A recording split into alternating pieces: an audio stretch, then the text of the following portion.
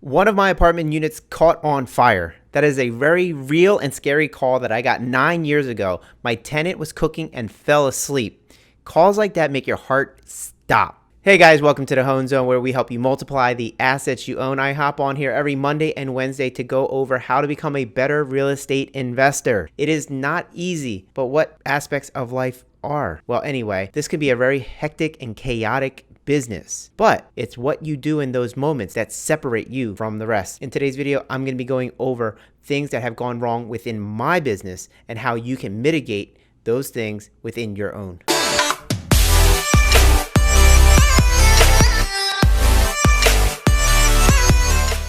But before we get into that, make sure you subscribe and hit that bell icon, because you never know when one of these videos will absolutely change your life. Like I said, real estate investing is not easy. It takes years and years of studying and planning and lots of money to become a successful real estate investor. However, sometimes there's no amount of studying that is going to prepare you for all of the things that can go wrong within the business. I'm going to share with you 3 crazy things that has happened within my business so that you can potentially avoid them within your business. My hope is that this video will help save you hundreds, if not thousands of dollars, and prevent you from experiencing headaches that you don't need to go through, because it's those headaches that make you want to quit the business altogether, and we don't want that at all. All right, as I said in the beginning of the video, I got a call that one of my units was on fire. The tenant had called me. He said, hey, I fell asleep while cooking, and then the whole place lit on fire. And because I wasn't there, I didn't know how badly this fire was. I didn't know if his unit caught on fire, plus the unit above him, plus the unit above him. It was a 3-story building. There was units all over the place, 6 units all together. And so my first thought was, oh my gosh, did anybody die? That's the first thought, because fires kill people, smoke kills people, and that fear is very real. This was my first property. I had never gotten a call about a fire before. I had never dealt with insurance. I had never been in this situation before. Luckily for us, there was a fire extinguisher in the hallway. So as soon as the smoke detector started going off because of the smoke, the tenant woke up, ran outside, grabbed the fire extinguisher, and blasted the stove. Took care of the fire. There was white powder all over the unit, but that was no big deal because that was what stopped the fire. So first lesson, have working fire extinguishers within your units. You never know when a fire happens. So he was able to put that out. Now that I know that everybody's cool, I'm going in there, I'm walking around, I'm looking at the property. I'm like, oh man, the oven's melted, the range hood is melted, everything, all the paint is destroyed, parts of the walls need to be taken down. All of this needs to be redone. And then out in the hallway, in the common area, the shared hallway, there's smoke all over the place there too. You can see signs of smoke damage everywhere. I didn't know how to deal with the insurance company, but I did know that there were people that I could hire called public adjusters. And the public adjuster's job is to make sure that you don't say anything that would hurt you when dealing with the insurance company. There are things that you might say. The insurance company will ask you a question. Hey, was this an act of God? And depending on if you say yes or no, and depending on the coverage that you have, that could immediately deny your claim. And you don't know that when they're questioning you, that they're trying to figure out how to deny your claim. But that's what happens. A public adjuster has been trained in how to speak to insurance companies to ensure that they don't say anything to cause your claim to be denied. So I hired a public adjuster. I didn't speak to the insurance company not one time because I did not want to mess anything up. So I hired the public adjuster. Here's what's really cool about the public adjuster.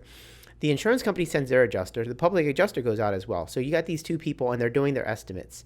The insurance company adjuster, they may not catch everything. They may not say, hey, you need to fix this or this or this. The public adjuster who works for me is now trying to find every little thing that needs to be addressed. Even if there was a small little piece of drywall that was affected by smoke. Hey, we got to address this. This costs money. And they're putting line items with prices. Boom, boom, boom, boom, boom, boom. At the end, tons and tons of money, right? Tons of money. Big claim. I got to pay the deductible because all insurance policies, they have a deductible. So I have to pay the deductible. And then the insurance company and the public adjuster go back and forth until they settle on a number. And then when they settled on a number, they gave me a nice size check The public adjuster gets their portion. They're paid a percentage of that check. That's how they get paid. And that's why they want to make the invoice as large as possible. But that's good because we're working on the same side. The larger the invoice, the bigger the check, the better for me, better for them. So they get a piece of that invoice, a piece of that check. Whatever's left over though was more than enough to cover the whole entire place. It was scary while I was going through it, but looking back now, it wasn't that big of a deal because working smoke detectors, working fire extinguisher handled the problem, and the tenant was home to solve the situation before it went really, really crazy. That was a scary moment for me. That was my first time ever dealing with a fire. That was my first investment property. Like, I was brand new. All of this was brand new to me. You guys get to hear my story so that you don't have to deal with it and be so confused. You're going to think back, oh, I remember what Hoan said in that video. I'm just going to do that. And if you're calm during a situation, you can handle the situation better. That's the key. Emotional intelligence. It's being able to think logically when everything is going crazy around you. In that moment, I was able to stay slightly calm because I was already trained about public adjusters. I was already trained about how everything should be handled. And so going into it, I wasn't scatterbrained. I may have looked calm on the surface. I was a little scared, but then I was also prepared. Stay ready so you don't have to get ready. And that's the key to getting out of this successfully. Another story that I have is with a triplex that I owned.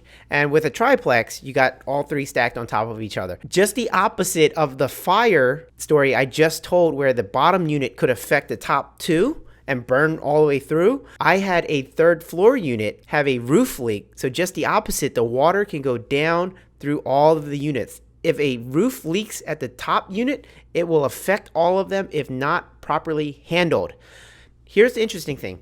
This property had a property manager taking care of it all. The problem is it was 10 o'clock at night when the call came in that the roof was leaking. The property manager calls me, says, hey, there's no roofer that's going to go out there during a rainstorm to fix the roof. Good thing I'm not a roofer because I didn't know any better. I said, well, if no roofer is going to come and fix my property, my asset, then I'm going to have to do it myself. So I went out there with all the tools. I brought a bunch of towels. I brought trash bags. I had a giant umbrella. I had a blowtorch. I had a roofing patch, and I had roofing cement as well. And then I called a friend to come with me. So we go out there. It's 10 o'clock at night, or by that time, it's 11 o'clock at night. We go out there with all of this stuff, and then I have him hold the umbrella for me. Oh, and I have a push broom. So we push broom the water that's running down the roof, right? We're push brooming that. And then I create a little kind of barrier with towels and trash bags, right? I create a little barrier to divert all of the water away from the hole that we found on that roof. It was a hole that was this big. We found that on the roof, and we diverted all the water around there. I used a blowtorch and I heated up the roof, right? And I got it as hot as I could. And then I got the patch and I heated that up as hot as I could too. And I slapped that sucker on there, and then I put the roofing cement around it. And then I made sure to make that wall, that barrier, as big as I could. And then I put trash bags on top of that. I tried to keep that area as dry as possible for as long as possible, because water coming in will destroy the rest of the property. Again, luckily I'm not a roofer, because they might have said, hey, you can't do that. And I'm not of the school of listening to people who tell me I can't do something. I have a problem. I need to solve it. Roofers aren't responding, and the tenant is dealing with the issue. She had to move her bed out the way because it was actually coming through the roof, and then I guess it was following the drywall. It found the hole where the ceiling fan was poked through the drywall, and it came down the ceiling fan and then dripping onto her bed. She moved her bed out of the way, and she put buckets there. Luckily for me, she had buckets and pans and all that kind of stuff, and the drip wasn't too fast to overwhelm the setup that she had. So she maintained the situation until I got there. But if she couldn't stay up all night doing that. This was a big, heavy rainstorm, and it was already night. It was already nighttime. She was going to go to bed soon. So I got there, around, again, like 11 o'clock, and I dealt with it. Is that what they're going to teach you in the books? Probably not. But this is a story that I went through, and I'm sharing with you because sometimes you're going to have to do stuff like that. And here's what's cool. As crazy as that story might have sounded, that's a part of my life now, and it's going to be forever a part of my life. And so now I have great stories to look back on as a real estate investor while it's raining at 11 o'clock at night with all of these tools. And just getting on the roof while it's raining is dangerous as well, right? We had to climb out of a second floor window, get on the second floor roof, put a ladder, climb up into the third floor. Like it was a crazy mess. It was a crazy mess, but it got done. And I get to have that story for the rest of my life. And I love stories. And I'm sharing that story with you so that you guys can be more confident when somebody calls you crazy. It's like, hey, I got to deal with this situation. Hey man, you're nuts. Absolutely. See you at the top, right? So that was a crazy story about a roof leak. My final story is not too crazy, and it actually happened pretty recently. I got a call on New Year's Eve. My tenant of like 2-3 years, really great tenant, she calls me and she's like, hey, my heater doesn't work. And I'm like, oh man. And I'm like, did you try this? Did you try that? Right? I'm troubleshooting with her. I'm telling her how to relight the pilot, all that kind of stuff. And she tries all of that. And it still doesn't work. And I'm like, I know what the problem is. It's a thermocouple. Thermocouple is a little thing that heats up and sends a signal and blah, blah, blah, blah, blah.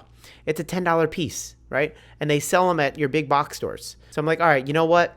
I know it's New Year's Eve, whatever. I'm going to go New Year's Day. I'm just going to go. I'm going to handle it. So I grab all the tools that I think I need.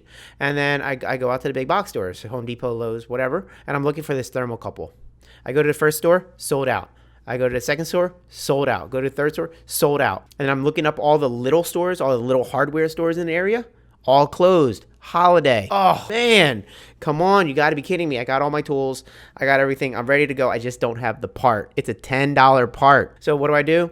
I call my wife and I'm like, hey, we got to get on the phones. We got to find somebody who's able to fix this problem because New Year's in Philadelphia, if you guys don't know, it's cold and she has little kids. So I don't want this house to be cold. I am not a slumlord. When my tenants have issues and it relates to their safety and well-being, I am on it, right? So I have to figure out how to fix this. I call all my HVAC guys. Now, I tell people, make sure you have a whole big spreadsheet full of people that you can call. I call all my HVAC guys. They're not working on the holidays. They're like, either they're busy and already working, or they don't work and they already had plans. I was screwed. I was like, I called my wife. Hey, we got to find somebody. She's calling people. I'm calling people. We find somebody. The person, they're like, I'll be ready in an hour. I can be there in an hour. I'm like, oh, thank you, right? They go there, they fix it. It's like a 5-10 minute job for somebody who is in the business. It's an easy fix, and it's a cheap part too. I think that job cost me somewhere around $300 to $400. That guy charged me $300 to $400 for this 5-10 minute job because he had the part and he had the ability. That day, I ordered a couple of thermocouples. I ordered them just to have in stock because thermocouples going bad, that's a regular thing.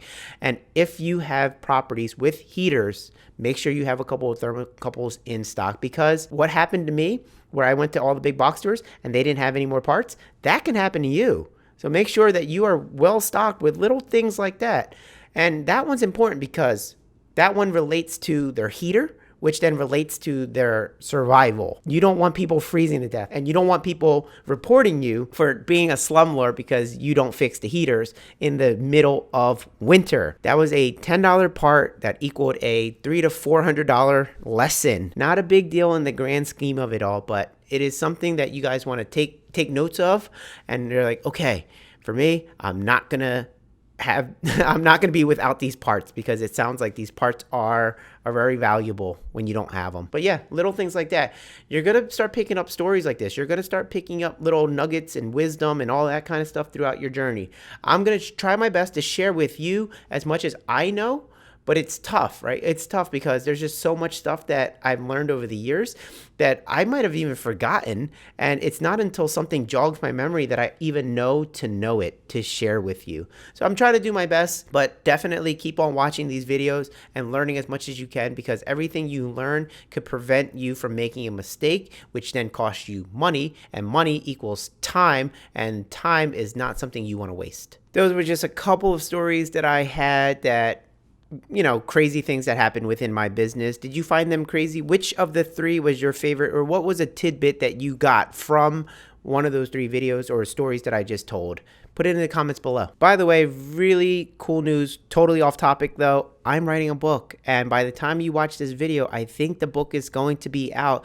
Go over to hoanzone.com and check out my new book. You're going to want to get your hands on it. It's going to show you how to analyze properties and how to become a better and real estate investor. All right, guys, that is it for today's video. I hope you got a lot of value out of it. I had a lot of fun telling you the stories because I got to relive the stories the way I told them, unscripted. I didn't write a single thing down. I just remembered the story and I remembered the feelings and the emotions, and I'm just sharing them with you. So I hope you had a lot of fun listening to the stories, and go out there and create your own stories. I'll see you in the next video. Peace.